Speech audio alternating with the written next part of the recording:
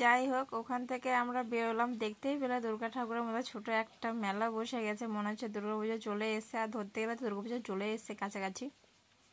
তবুও আগে এরকম বিশ্বকর্মা ঠাকুর দেখতে তো বেরোতো না, এখন সবাই বেরোয় বিশ্বকর্মা ঠাকুর দেখতে। তো ওখান থেকে যখন বেরোলাম, বেরোয় চলে গেছিলাম ফুচকা খেতে। ফুচকা খাওয়া হয়ে গেছে, হওয়ার পরে হাত না ধুয়ে বসে আছে যে একবারে হচ্ছে চুরমুরটা খাবো, তারপরে একবারে হাত ধুবো।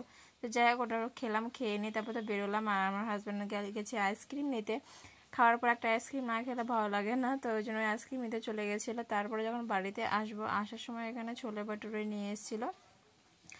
আর ছোলে ভাটুরে আমরা এখন প্রায় মাঝে মধ্যে খেতে থাকি, কারণ আমাকে বেশি ভালো লাগে, আমার হাজব্যান্ডকেও ভালো লাগে।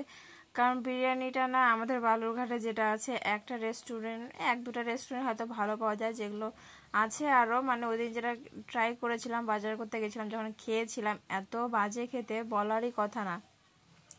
নিয়েছিলাম 2 প্লেট, মনে হচ্ছে যে 1 প্লেটটা যদি নিয়ে দুজন মিলে যদি ভাগ করে খাওয়া যেত তাহলে ভালো হতো, এতটা বাজে ছিল। ভুল করে হয়তো ওই দোকানে যাবো না বিরিয়ানি খেতে।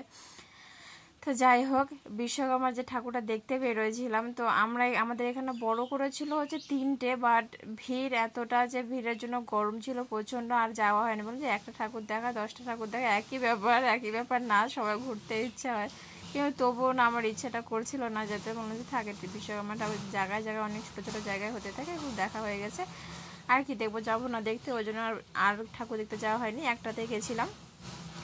ওখানে যায় তো মানে সব জায়গাতে ওরকম মেলার মধ্যে ছোটো ছোটো করে বসে ভিডিও করাই হয়নি সেরকম, যেহেতু আমার হাজব্যান্ড কাজের মধ্যে ছিল, কাজের মধ্যে থেকে হচ্ছে ঠাকুর দেখলাম, কাজও করলো, তারপর তোর সাথে একটু ঘুরলাম টুরলাম, ওগুলোর ভিডিও করিনি।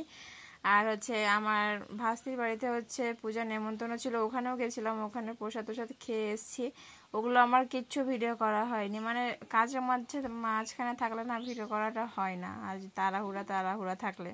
তো ওখানে অল্পটুকু খেয়েছিলাম, আর আমার ভাস্তিটা বললো যে তাহলে অল্পটুকু খেয়ে নে, আমি বাড়িতে পার্সেল করে দিয়ে পাঠাবো। তো এবার বাড়িতে এসে পার্সেল করে দিয়ে গেছিলো।